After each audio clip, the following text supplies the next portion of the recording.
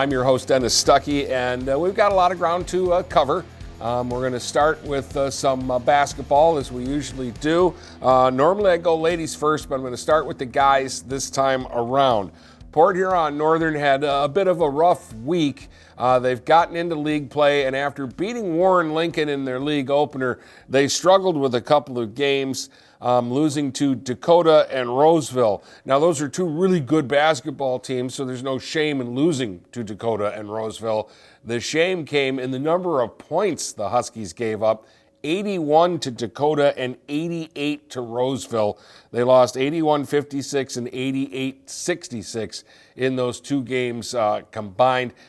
And that's just too much. This Northern team is too good to be giving up that many points to teams. And Dakota and Roseville played each other after they played Northern, and they played a 45-42 game. So you tell me. The Huskies were much better this week. They played a game against Grosse Pointe North. They held North down into the 50s and scored into the 70s and got a win to bounce back. So a nice recovery by Northern. But for two games, they're just giving up way too many points. St. Clair got a nice win over Port Huron High in league play. 59-38 was the final score in that one. The Redhawks have still played pretty well and are still playing without Greg Haskins, their leading scorer. But the Saints get a nice recovery win. They had lost to New Haven. They've got a big game coming up with Warren Woods Tower. Tower is in first place in the gold right now because they beat New Haven. So Tower 11-1 overall and unbeaten in league in the MAC Gold. And New Haven is right behind them at 10-2 with one MAC Gold loss now. And the Saints are still in the mix. But that'll be a big game with Tower. Whether St. Clair is chasing or is tied for first will hinge on that basketball game. How about Marine City? They've won 3 out of 4, and their only loss in there was a non-league game. They lost by 3 points to Elmont the other night. But they've won 3 straight games. That includes an overtime win over Marysville, 66-59. And in their most recent game, they beat Mott 69-49. So the Mariners are going through a very good stretch of basketball. They're 5-6 now, and as I say, they've won 3 straight MAC Silver League games. Marysville, on the other hand, have been struggling. The Vikings are now 4-8 on the season, and after losing to Marine City, they did bounce back. They murdered Mott, in fact, last Friday night, 72-29. The Vikings won that game. They needed that. Mott hasn't won a game. They were supposed to win, but it's not just that they beat Mott, it's that they emphatically beat Mott. They kind of took some frustration out there because it had been a while since the Vikings had had a big victory. In the BWAC, things were building up towards a big game early this week between Croslex and Yale.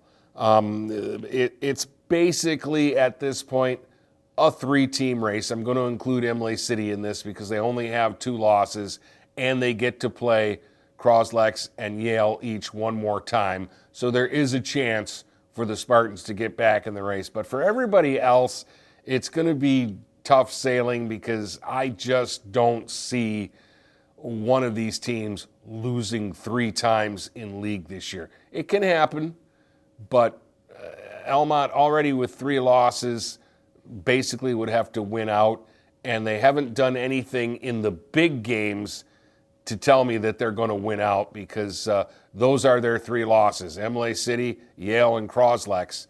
And those are the teams you're going to have to beat, at least a couple of them, if you want to have a shot at a league title.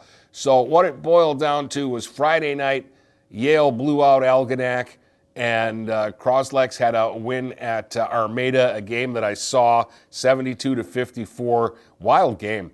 21 players scored in this game of 24 who played.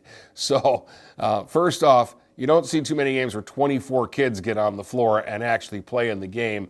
And then secondly, to have 21 of them score, that's actually a pretty big number. Nobody had real exaggerated numbers. Alex Levitt and Max Knoll, 14 points and 12 points respectively for the Pioneers. But what Croslex had was, it was 14, 12, 9, 8, 7, 6, 5. I mean, everybody was making a contribution, and they, did they play the greatest game in the world? No, they didn't. In fact, I talked to an assistant coach after the game, and he thought they had a lot that they could work on. And he actually, despite the fact that they were 10-3 and 6-0 in the league, thought that they hadn't really played a complete game yet, that they get a good quarter every night. And that was the case in this one. The second quarter was a big quarter for them. But so was the first, actually, in this game. They got off to a big lead and just kind of coasted. But I thought they put together a pretty good effort at Yale in the big showdown. You had Yale 13-0, 6-0 in the BWAC, and you had Croslex 10-3, 6-0 in the BWAC. And Yale got off to a great start in the ball game. After giving up the opening hoop, they scored 11 in a row, took an 11-2 lead. But by the end of the first quarter, it was a 3-point ball game. Croslex battled back. And again, throughout the game, it kind of went back and forth. But through 3 quarters, the Pioneers had never had more than a 3-point lead in the game, whereas Yale had a 9-point lead, and a couple of times they got it up to 7, but they couldn't put the Pioneers away. And Yale shot red hot in the first half from 3-point land. They knocked down 6 threes in the first half, 5 of them by Jackson Kohler, who ended up scoring a game-high 28 points. But here's the thing. Kohler got to 28 with about 3 minutes to go in regulation, and he did not score the remainder of regulation or in the 4-minute overtime period, because the Pioneers somehow, when it looked like they were down and out, kept battling back. They actually tied the game at 51. Both teams actually had a chance to take the last shot of the game. Yale turned the ball over. The Pioneers got a shot from midcourt that didn't go. We went to overtime, and for that 4 minutes, Croslex took over and were the better team in this game. For 4 quarters, I thought Yale was the slightly better team, and they probably should have won the basketball game in regulation, but Croslex just destroyed them in the overtime. With about a minute to go in the overtime, they'd outscored them 9-1 in the period. They ended up winning the game 64-57. A lot of heroes here. Max Knoll finished with a game-high 20 points for the Pioneers. He scored 15 in the first half, so only had 5 points in the second half of the game, but that's okay because Cam Saunders didn't score in the first 3 quarters of the game, but from the fourth quarter through the overtime, in that last 12 minutes of basketball, he scored 16 points after being shut out for 3 quarters. And Peyton Old was probably the best player in the game for either team, both defensively and what he did offensively. They believe it was a career-high 16 points for him. He was solid in both halves of the game, providing some offensive punch, but his defense, the number of steals and disruptions that he had in this basketball game, plus he came up with some big-time rebounds. And we're not talking about a big guy. We're talking about a guy that plays guard, going up against bigger players and still rebounding the basketball.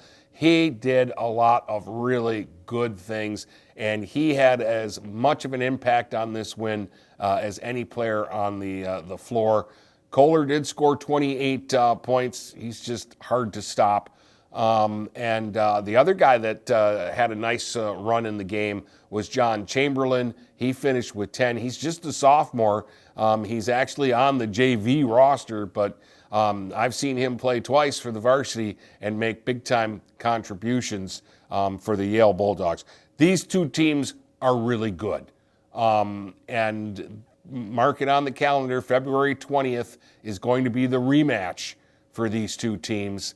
and that is the last day of the regular season, and it will be the last game in league play. We're actually halfway through the BWAC schedule already. Last night was the 7th league game for all the teams in the BWAC, and it's Croslex who's 7-0, and Yale who's 6-1, and Emily City who's 5-2, and those are really the teams that are still in the race. And we talk about races for the ladies. Every time we talk about the MAC schedule opening, we have bad weather.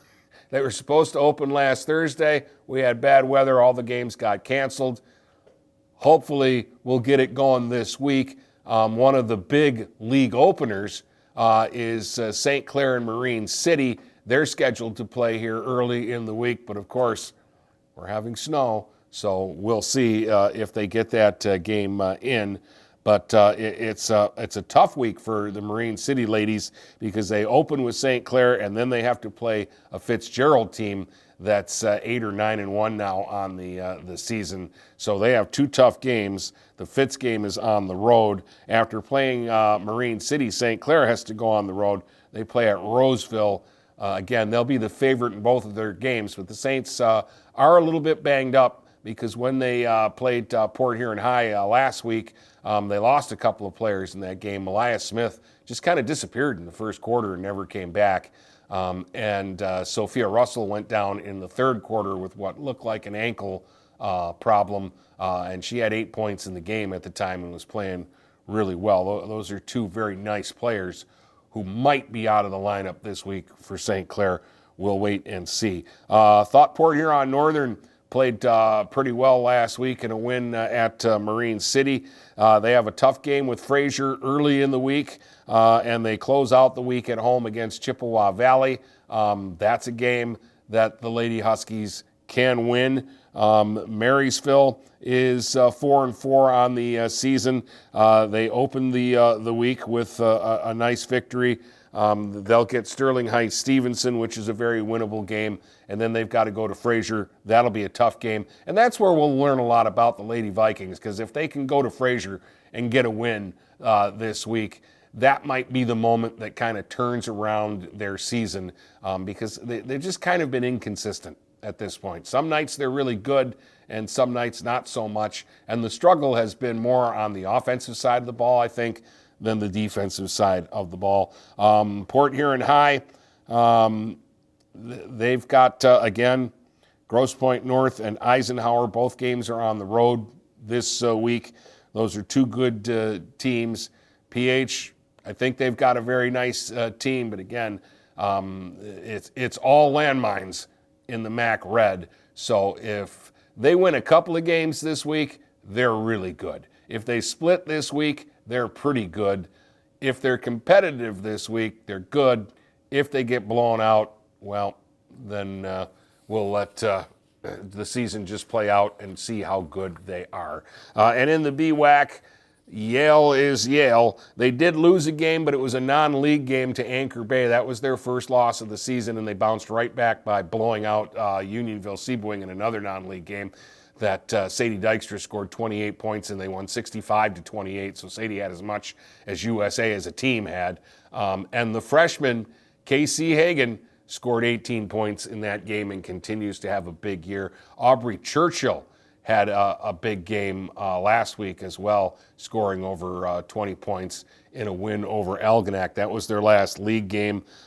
They do play at Richmond later in the week, and they'll be the heavy favorite to go to 7-0. Armada got a huge win over Croslex back on Friday, 60-54. That means Armada is a game behind Yale in the standings, and that drops Croslex back to 2 games back, and Emily City has caught Croslex in the standings. Both those teams are now 4-2 after Emily City got a big win on Friday as well. So that's all the basketball stuff. I real quickly run over the hockey because hockey was pretty busy over the last stretch of days. Port Huron Northern played 3 games in 5 days, and they lost all 3, unfortunately. And unfortunately, in the first 2, they took too many penalties.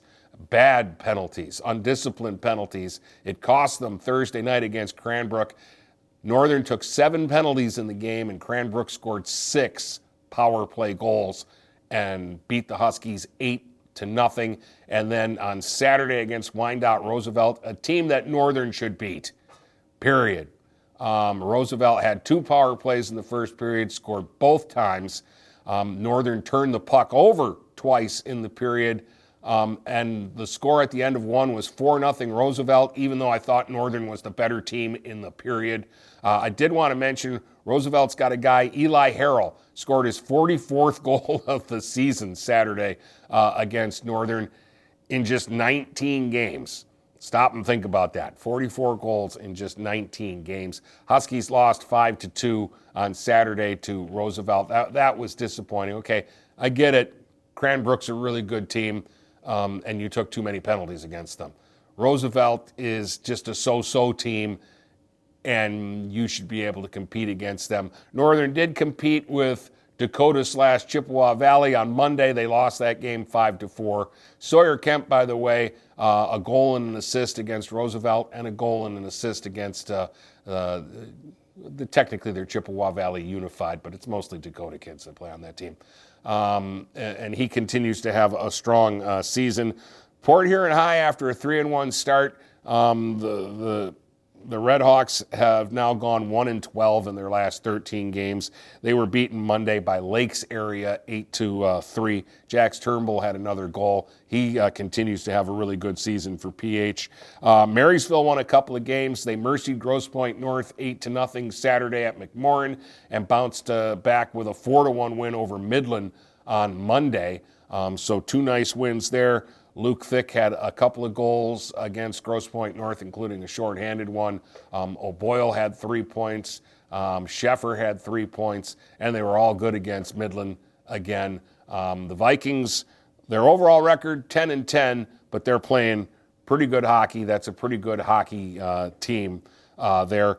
Thumb Legion beat Down River 9-4. On Friday, and then had a 7-6 loss with Ann Arbor Gabriel Richard on Monday. They continue to play wild, high-scoring games. Peyton Bowerman continues to score goals like it's going out of style. And Anchor Bay is on a little bit of a roll now. The Tars are up to 6 wins. They started the season with 6 straight losses.